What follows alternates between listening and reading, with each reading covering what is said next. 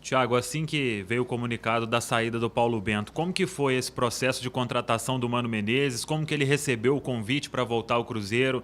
Talvez tenha ficado uma boa relação, mesmo com a saída para o futebol chinês. Como que foi esse passo a passo até o anúncio hoje? Eu acho que assim, eu acho que até melhor o detalhe vir com ele amanhã, que eu acho que uma coisa que é importante reforçar é o quanto foi importante nós tratarmos a saída do Mano em dezembro de forma respeitosa, de forma profissional. Vocês que estavam aqui na época vão se recordar que, mesmo depois do anúncio, ele fez o último jogo do Campeonato Brasileiro, nós viemos para a coletiva juntos, nós agradecemos. Apesar de estar perdendo o treinador sem a nossa vontade, acho que boa parte das pessoas dentro do clube mantiveram um respeito, uma boa relação. A partir do momento que nós comunicamos o Paulo e a comissão da nossa decisão, nós iniciamos os contatos e desde o primeiro momento foi muito receptivo, inclusive usando uma frase que para o Cruzeiro eu não falaria não. Isso é uma coisa que eu acho que foi muito positivo desde o primeiro contato. Enfim, espero que a gente consiga ter ainda mais sucesso do que nós tivemos com o Mano ano passado. Para mim é uma situação também um pouco positiva. Eu cheguei praticamente junto com o Mano no clube o ano passado, numa situação adversa, nós conseguimos reverter, tivemos uma ótima convivência profissional e pessoal. Então eu acho que não só eu na minha função, mas atletas e os outros profissionais do clube ganham muito com esse relacionamento que já existe. Você disse aí que os resultados é que vão dar a eficácia do trabalho. O Cruzeiro apostou no David, claro, não apostava que o resultado fosse ruim. Da mesma forma com o técnico Paulo Bento. E agora vem o Mano Menezes, que tem uma aprovação quase total por parte principalmente da torcida, que pode abraçar o time assim como foi no ano passado. Você acha que ainda é tempo de fazer um ano bom, de corrigir aquilo que foi feito até hoje na temporada? Tenho convicção disso. Pelo elenco que tem, pelo que a equipe vem também produzindo em alguns jogos, pelo nível de insatisfação que existe aqui dentro, pelo inconformismo que tem dentro da Toca da Raposa hoje com a situação do Cruzeiro, pelo respeito que todos nós aqui dentro temos com o torcedor e com a história do Cruzeiro. Então não tenho dúvida de que a gente tem todas as condições para construir um trabalho positivo, fazer um grande brasileiro. Nós ainda temos uma perspectiva de Copa do Brasil, tem sorteio terça-feira que vem, onde a gente já passa a conhecer quem é o nosso adversário das oitavas de final. Então é momento de olhar para frente, de nos unirmos em busca de melhores resultados e de colocar o Cruzeiro numa condição muito melhor do que está hoje.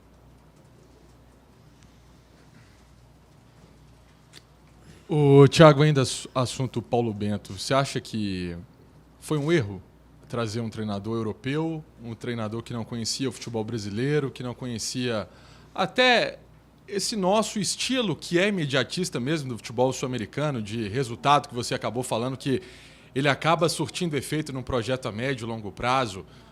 Por esses aspectos, quando vocês analisam e pensam, ali poderia ter sido feito de outra maneira, talvez um treinador brasileiro, ou talvez uma outra situação, vocês imaginam isso? Eu preciso ter muita responsabilidade para te responder uma pergunta dessa, Emerson. É uma pergunta muito séria, muito importante. A gente tem aí praticamente um pouco mais de 24 horas de ter tomado a decisão e comunicado o Paulo.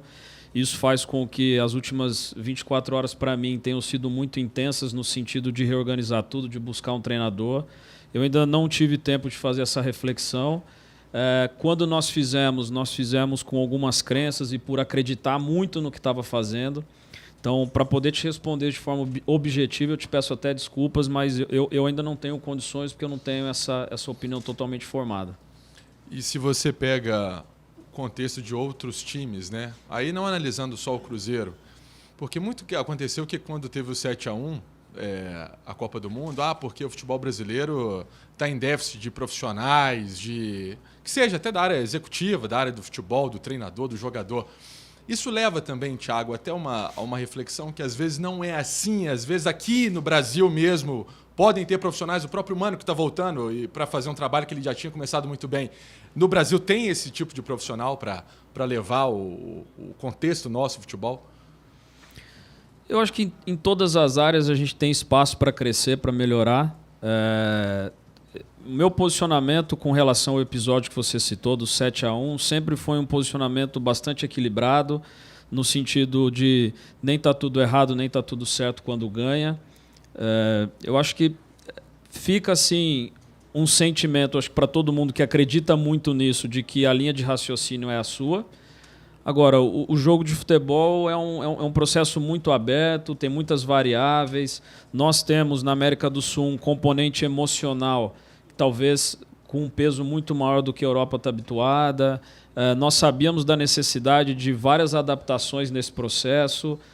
Se a gente for aprofundar a discussão, fica chato, porque nós vamos falar de comportamento tático, de forma de treinar, de jogar, enfim. Acho que vai um pouco na linha da pergunta anterior sua.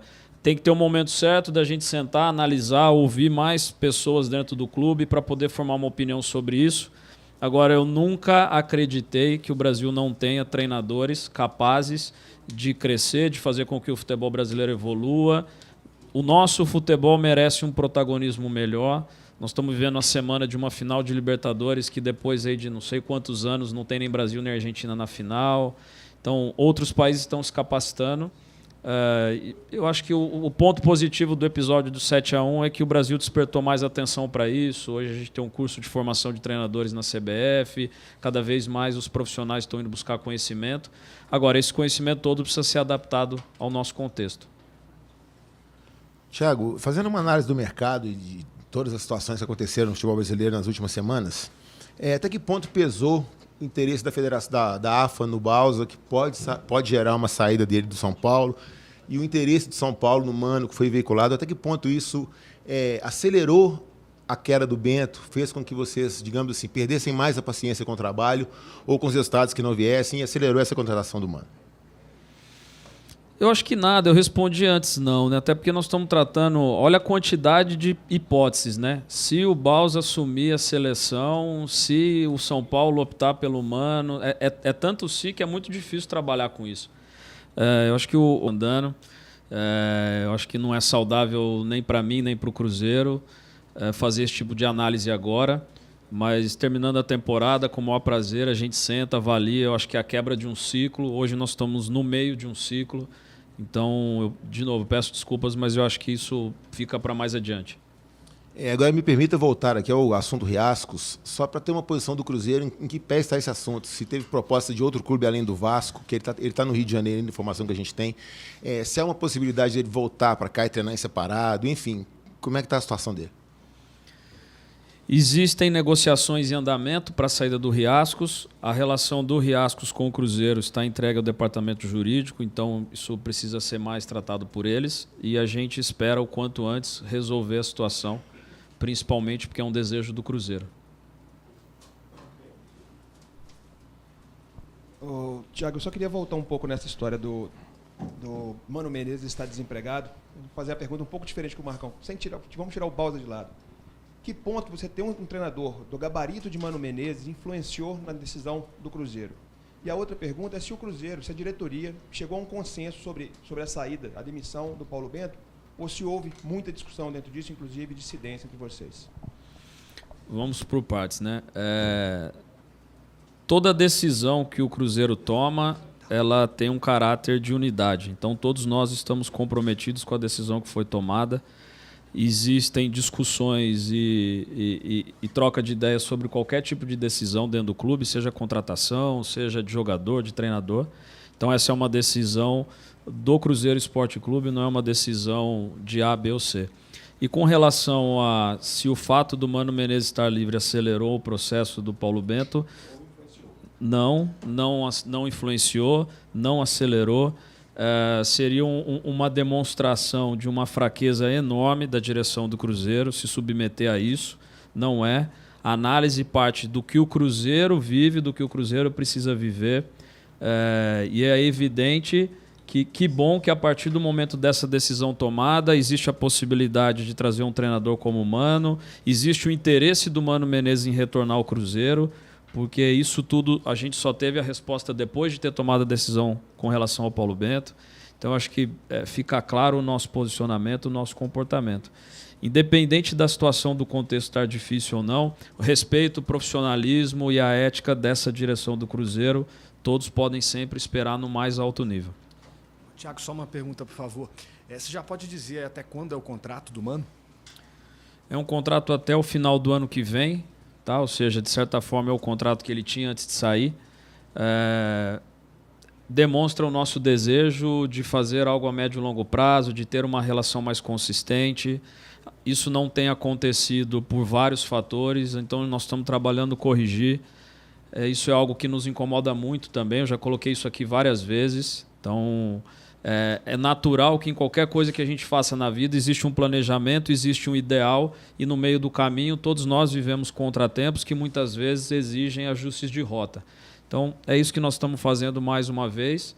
Esperamos muito e vamos trabalhar muito para que seja a última até o final de 2017, que é o mandato do Dr. Gilvan, e que a gente consiga viver uma sequência de ano positiva e preparar o Cruzeiro para momentos gloriosos, principalmente a partir do ano que vem. Thiago, sempre o discurso da diretoria foi trabalhar mesmo com a continuidade, duração de tempo maior, trabalho com os jogadores e os treinadores. Esse discurso ainda ocorreu há semanas atrás. O que fez mudar, o que fez esse discurso mudar nessas últimas semanas por parte da diretoria em relação ao trabalho do Paulo Bento? Tudo que eu digo para vocês aqui é o que eu acredito muito, é o que eu trabalho para construir. Acho que, como talvez você esteja se referindo ao que eu disse semanas atrás, o meu histórico profissional demonstra isso. Apesar de muitos anos, eu trabalhei com pouquíssimos treinadores. Eu fiquei quase 3 anos no Red Bull Brasil com o mesmo treinador. Ele está lá até hoje, inclusive. Está indo para a 4ª temporada. Então, tudo que eu falo para vocês é o que eu acredito, é o que nós estamos trabalhando para construir. Na verdade, a mudança vem muito pelo que eu falei anteriormente. Por que vem a mudança? Quando você tem o Cruzeiro em 19º colocado, com 15 pontos em 16 rodadas, apesar de 2 meses e pouquinho de trabalho, já foram 16 rodadas, 16 jogos, 17 sob o comando do Paulo. A gente percebe no dia a dia um trabalho de qualidade, um trabalho coerente, consistente. Isso nos dava muita segurança para seguir, para insistir. Mas a gente tem dificuldade de traduzir isso em resultado. Eu também não posso colocar o meu desejo ou o que eu acredito acima do que uma instituição do tamanho do Cruzeiro precisa, acima do que uma instituição do Cruzeiro merece viver. Então, a gente tem que ter a humildade de reconhecer que esse caminho não está produzindo os resultados que a gente espera e, consequentemente, buscar um caminho que traga o Cruzeiro para o patamar que ele merece. Então, a mudança de discurso, ela se deve ao fato de ocorrências que a gente vive 2 vezes por semana praticamente. Assim como, eventualmente, vocês mudam de opinião sobre um atleta, sobre um treinador. Então, há um mês atrás, a torcida gritou o nome do Paulo Bento no Mineirão como se ele fosse uma das grandes estrelas da equipe. Em um mês, uma série de ocorrências mudou o discurso da torcida, assim como muda o de vocês. Isso não é incoerência, isso não é falta de convicção, isso é responsabilidade com o cargo que eu ocupo hoje. Simplesmente isso. Thiago, nos 3 clubes da cidade, 3 técnicos estrangeiros passaram recentemente e os 3 foram demitidos após 8 derrotas. Você acredita que essa é uma experiência que o Cruzeiro não deve repetir ou o Cruzeiro ainda existe a possibilidade no futuro, não fecha a porta para um técnico estrangeiro? Eu não fecharia a porta. Acho que a reflexão que eu falei para vocês que a gente vai ter tempo de fazer pode trazer o aprendizado. Talvez é não rotular o que, é analisar o como, é analisar o quem e por aí vai. Então, eu acho que é muito radical você simplesmente dizer treinador estrangeiro não dá certo no Brasil. Acho que é uma posição um pouco extremista. Com o decorrer dos dias, vai existir um aprendizado para nós, uma coleta maior de informações e a gente vai conseguir ter essa opinião melhor formada.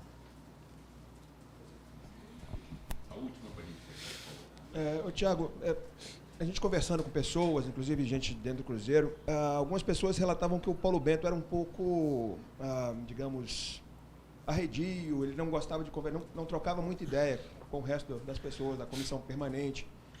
Esse poderia ser um dos erros dele, talvez, não procurar conhecer o futebol brasileiro, não procurar o apoio dos outros profissionais dentro do clube. Inclusive, alguns deixaram, né? O Delamore deixou o clube, nem foi com ele que eu conversei, mas alguns deixaram o clube aí.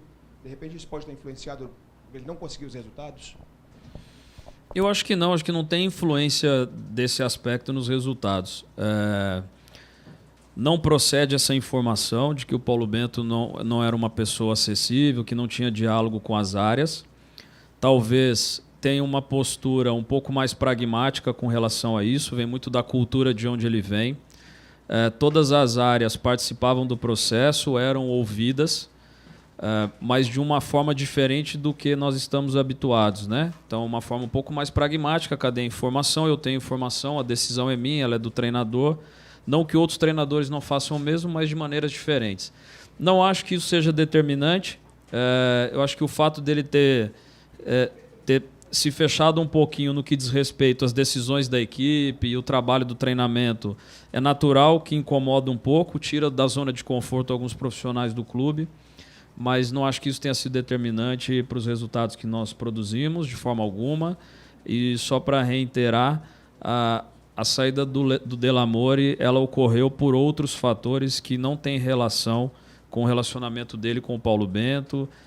O próprio Quintiliano é um profissional da comissão do clube que estava muito inserido no trabalho, os analistas de desempenho, o Rafael, os dois Andrés muito próximos, Pimenta, fisiologia. Então, a gente só tem que tomar um cuidado, porque às vezes é um recorte muito pequeno e a gente generaliza. Não procede. Paulo Bento é um homem educado, como vocês perceberam, trabalhador, e a gente deseja que ele tenha muito sucesso na sequência da carreira dele.